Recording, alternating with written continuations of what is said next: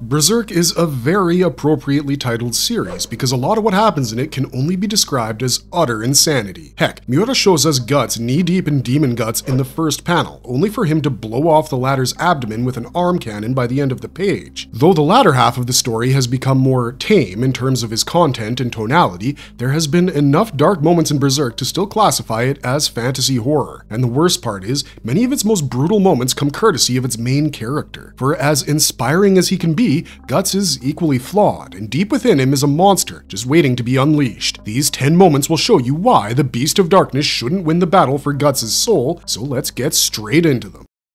Number 1. He killed an apostle and destroyed a town as collateral damage. A lot of OG Berserk fans have one complaint with the series these days, and no, it isn't the fact that Studio Gaga is continuing it without Miura. Berserk just doesn't feel like the absolute gore fest that it used to be in the 90s. I mean, there was an entire chapter dedicated to the shenanigans of a young scoundrel and a gang of witches as recently as chapter 363. Does that sound anything like the apostle-slaying heyday of the Black Swordsman to you? So we can understand the sentiment many OG Berserk fans want to express when they call the second half of the series tame, especially considering the fact that the first half opened with a scene out of Rambo. The Guts from the first chapter of Berserk is miles removed from the flawed tragic hero that we know and love today. Back then, all that fueled his steps were rage and bloodlust, and it showed in the way he handled business. We've already mentioned what he did to that apostle he encountered in the first panel of the series. After handling that nighttime tryst, Guts ends up in the town of Coca, tracking yet another apostle for his hunt. He enters an inn and saves Puck's life, but turns out that was coincidence. All Guts really wanted to do was cut up the apostle's thugs to lure him out into the open. He knew that doing so would put the people of Coca in grave danger, considering apostles eat people and can kill them as easily as they kill flies. But Guts was a nihilist at this point in the story. He didn't care who died for his vengeance to live on. He thought of people as ants and claimed he would crush as many of them with the heel of his boot as he needed to in order to fulfill his mission. In the end, Guts stood by and watched the Snake Baron kill dozens of townspeople. He even used a mound of their corpses as cover, and by the time he was done, Coca looked like it had been shelled by modern artillery. The Black Swordsman did not care for the collateral damage though. He just marched on to his next target. At the end of the chapter, Puck called the scene he had just witnessed Berserk, thus christening the series. Talk about an appropriate title, huh?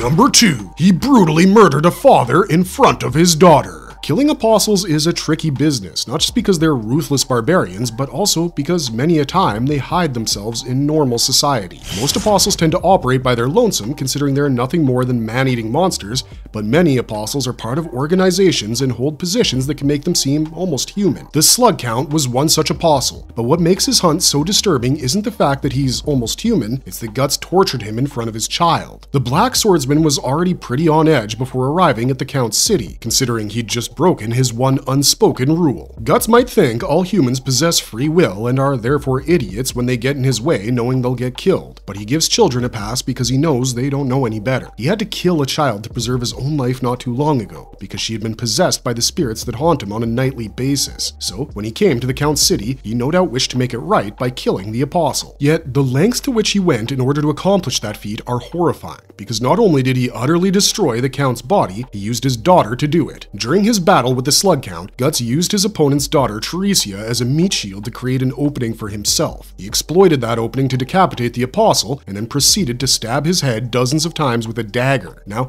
Guts had done something similar to the Snake Baron when that dude finally rolled over. He shot him through with crossbow bolts before finishing him off with the arm cannon, all the while extolling the virtues of human perseverance. He was giving the same speech here, only this time he had an audience. Guts butchered Teresia's father in front of her, even though he knew she was there, and later, when she expressed a desire to kill herself, Guts encouraged her instead of stopping her from doing that. Honestly, it might have been because he got her pain. She had just lived through an apostle creation ceremony and could still tell the tale herself. That's not something sacrifices like her can do because, well, they're usually dead by that point. But the trauma reduced her to a shell filled with rage, and that's something Guts was directly responsible for. And besides, the manic glee in Guts' eyes as he repeatedly stabbed the Slug Count's head isn't something Teresia or we can forget anytime soon.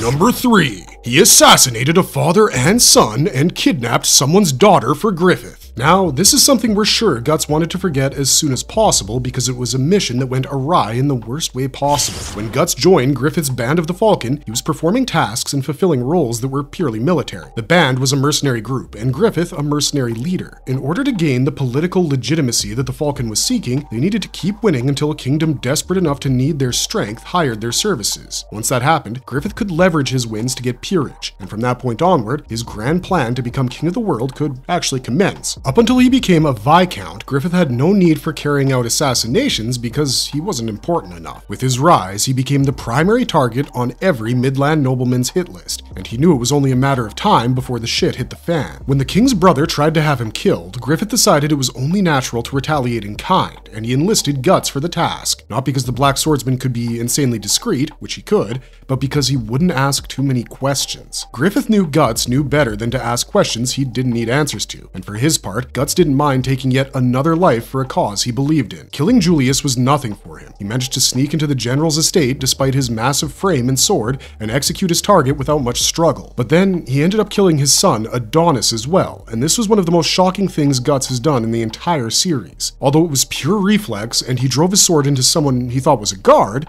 we know Guts hates involving children in his killing. So when he sees what he's done, Guts nearly breaks down. He goes searching for Griffith because he needs to know if what he did was the right thing, but then he realizes that he's nothing more than a tool to the man. His grief and regret goes unexpressed, and it's almost chilling how he doubles down on doing anything to help the Falcon reach its golden nest. As a tool, Guts also assisted Griffith in making one of his most infamous political power plays. Once the Falcon figured out who his enemies in the royal court were, he had Guts kidnap one of their daughters and used him to gather the rest in a marked location. After faking his own death, which Guts was in on, Griffith burned all his enemies to the ground and scared his courtier accomplice into working with him for life. He also made Guts kill the kidnappers to cover all tracks, and it's the fact that the latter seemed fine with doing anything that made Griffith king that makes all of this so unsettling. He never brings up Adonis again, and even Judo comments on how Griffith never lets the others see his dark side the same way he lets Guts. Thinking back on it, it was all pointless because the Falcon went and squandered all his good work by sleeping with Charlotte prematurely, so Guts has all that blood on his hands for no good reason.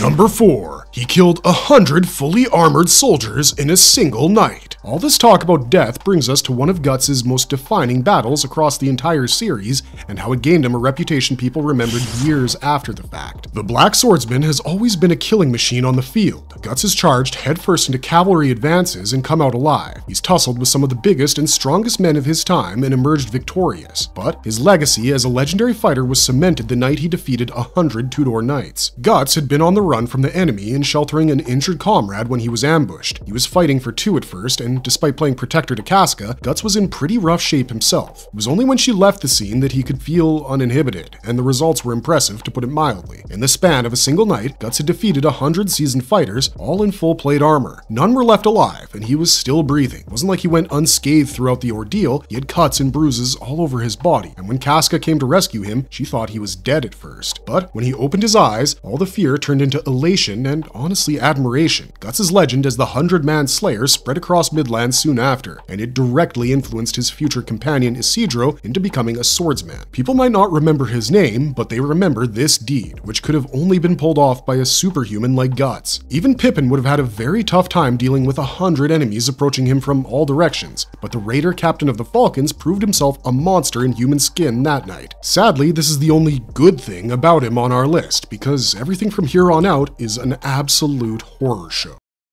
Number 5. Guts' killing of the Tower of Rebirth jailer was our first look at the Black Swordsman. If you've been paying attention to everything we've discussed so far, you might have picked up on the fact that morality isn't as much of a motivating factor for Guts as purpose. He's willing to rob, steal, and kill if it's for his own survival or a cause that he believes in. But this kind of practical approach to life becomes a double-edged sword when a man loses his purpose, and we saw its ugliest side rear its head in the Tower of Rebirth. We know Guts is capable of a great amount of violence, but the way that he kills the Tower of Rebirth's jailer is more than that. It's borderline savagery, and our first look at the true face of the Black Swordsman. After spending a year apart from the Band of the Falcon trying to find himself, Guts returns, only to find out Griffith has been imprisoned for treason. He volunteers to help rescue his former leader, and he was fine when it began. But then he saw Griffith's mangled body, and after a brief expression of grief, Guts' emotions shifted towards cold, hard rage. The jailer of the Tower of Rebirth must have thought that a few inches of wood would keep him safe from Guts' greatsword, but he was wrong. The Black Swordsman thrust his blade through the door, impaling the jailer and then taking his tongue for his foul crimes, just like he took Griffith's tongue. He tells the jailer his breath stinks and then shrugs him off into a pit at the bottom of the Tower of Rebirth,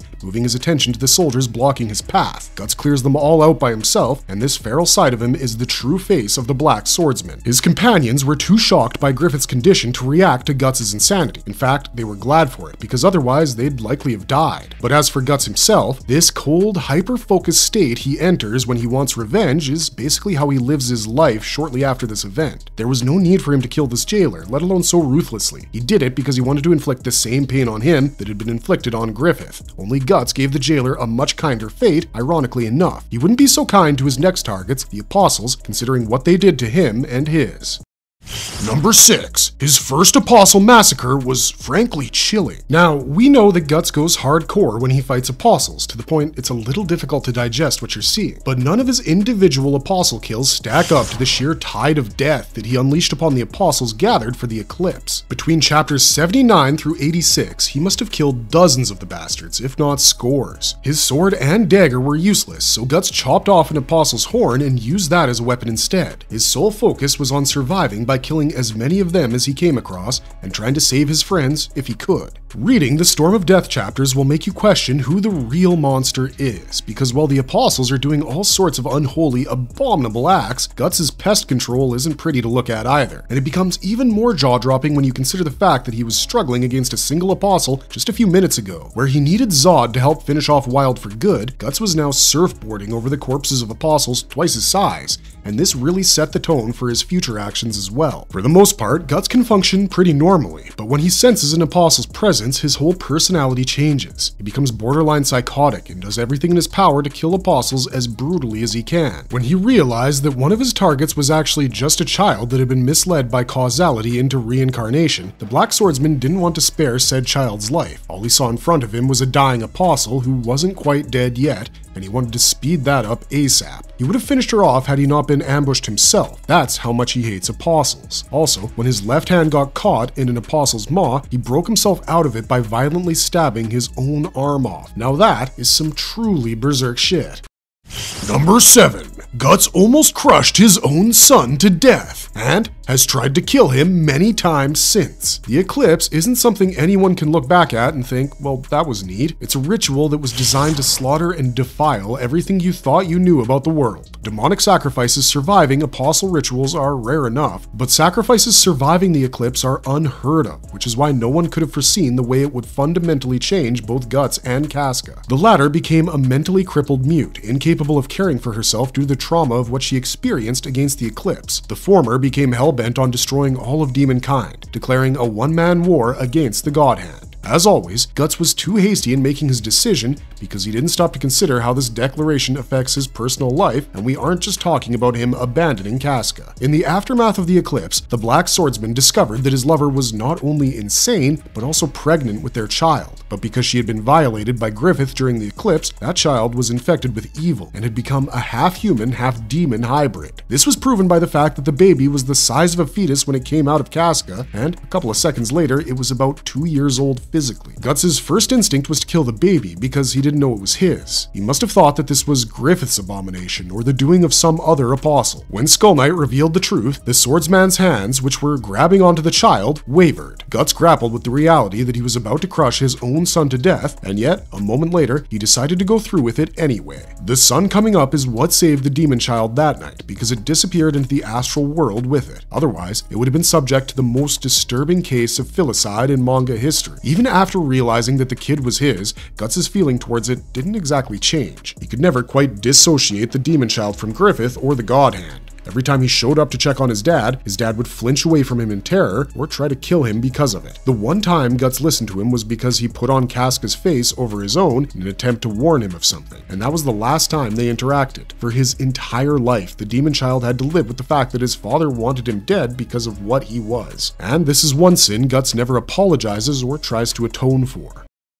Number 8. Guts mercilessly rampaged through Rosines' elves even though he knew they were kids. On the topic of trying to kill children and never apologizing for it, the Black Swordsman was forced to break his one unspoken rule when he came across an apostle that used children as its pseudos. Rosine, whose anatomy you can check out on our channel right now, was a teenager that became an apostle because she couldn't handle her father's abuse. She's also the child apostle we spoke of a few moments ago, the one that Guts was about to finish off even though he could see she was mortally wounded. Now, that's unsettling enough, and yes, Guts had to do something about Rosine because she was an apostle and she had destroyed countless lives in the area near the Misty Valley. But nothing prepared us for the ruthlessness with which he eliminated her pseudo-apostle elves, who he knew were children. Guts squashed those waspy brats like the bugs they were, blasting them out of the air with his cannon and turning them into the splat graphic with the flat of his blade. He didn't mourn these deaths and actually blamed the demon child for making them haunt him in chapter 102. We could tell that was him deflecting his guilt, but then he arrived at Rosine's birthing chambers and did something we can never get out of our minds. Guts needed to slaughter her pseudo-elves to get to her, we get that. He piled up entire ditches with their bodies because that was the only release he could give their souls. But when he attacked Rosine with flames and needed to counter her counterattack, he sliced through a cocoon with a half-formed pseudo-elf to save himself and emerged from the mire with its entrails in his mouth. This image of Guts with guts dangling from his jaw is terrifying because it tells you how far gone he really is. We've already mentioned that he would have also killed Rosine the same way had he not been ambushed, and the fact that his Beast of Darkness takes form as he is thinking about all the children he killed in the name of vengeance, well, that should have been our first red flag about his mental fragility. And speaking of the Beast of Darkness, Number 9. The Black Swordsman nearly assaulted Casa due to the Beast of Darkness. This is the blackest sin of Guts' life. And before you try to put the blame on the Berserker armor for this one, he didn't have it when this happened. This one was all him. After spending 2 years on his quest for revenge, Guts had gotten nowhere close to Griffith, and all the stuff he'd seen and done was weighing heavy on his mind. With each battle against an apostle, he lost a piece of himself, and by feeding more blood to the Beast of Darkness, he'd only made it stronger. With time, the beast came to represent every malign thought and emotion that fueled Guts' footsteps, to the point that on his reflective moments, it often taunted him to give in to his dark desires, like Griffith did. Though he doesn't talk about it, Guts often thinks about how, in order to achieve his goals, he needs to think like his enemy and do the things that he did. You can only defeat darkness by enveloping yourself within it, and for a long time, Guts could carry on like that because he was by himself. Then, after everything that went down during the Lost Children chapter, he spent the entirety of the Conviction arc looking for Casca because he didn't want to lose an irreplaceable thing once again. Once he found her, he vowed that he would never let her out of his sight and do everything he could to protect her, and then he himself became the danger. One night, as they were resting, Casca escaped their camp and Guts was forced to split with Puck to go and look for her. He'd expected to find her half dead or buried, not naked with a bunch of corpses of her own making. Guts had longed to be with Casca ever since the eclipse. He tried to kiss her shortly after it, but realized what he was doing and quickly stopped himself. This time, seeing Casca having killed men without a scratch on her, his mind just went into autopilot. Guts must have believed she was okay, back to her old self, but that doesn't matter because he forced himself on her. In his mind, his Beast of Darkness was urging him to burn his desires in the flames of revenge, telling him to ravage Casca like Griffith did and then kill her, so he had nothing to hold him back. His teeth were sunk deep into her breast like an animal's fangs when he came back to his senses, but by then, he might as well have been Griffith in her mind. Casca withdrew from Guts entirely after this assault, and he quietly took on companions again because he was scared of what he might do to her if he was left by himself. After suffering through so many traumas since childhood, Guts' mind was losing its grip on sanity, and he desperately needed anchors to keep himself sane. Things immediately improved when Guts took on Isidro, Serpico, Farnace, and Shirke as his traveling companions, but that also acquainted him with what makes him the biggest threat to all of those who love him. Number 10. Berserker Guts crippling and devouring his opponents is something we can never unsee. The Berserker armor is the greatest gift and curse of Guts' life. It's a gift because it gives him the strength to level the playing field with unnaturally powerful monsters like Grunbeld, the Sea God, and quite possibly the God Hand as well. It's a curse because it does so by literally killing its wearer with each consecutive wear and putting the lives of anyone they love in danger when they go full berserk. It's gut-wrenching just looking at the panels where the Berserker pierces through Guts' flesh to rearrange his broken limbs, or the ones where it hyper-expands his muscles to execute some insane jumping twirling maneuver.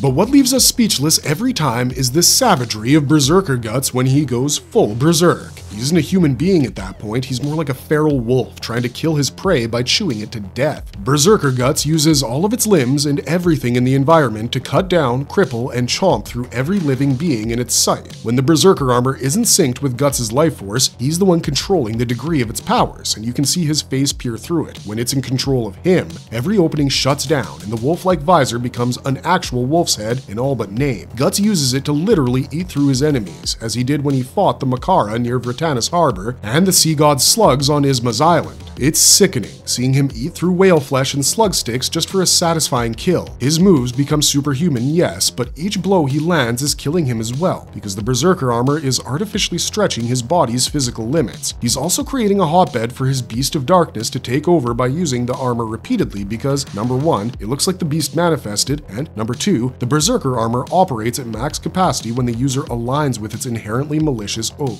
Berserker Guts is a nightmare for his enemies and friends, as Serpico nearly had to save the group from him on 2 separate occasions. He encapsulates everything that OG Berserk fans love about the series and want to see more of. As of this moment, Guts has let his Beast of Darkness off its iron leash, but it is in no physical condition to use the Berserker armor. We're just scared of the moment he recovers enough to use it one last time, because we can guarantee you that it won't be anything pretty.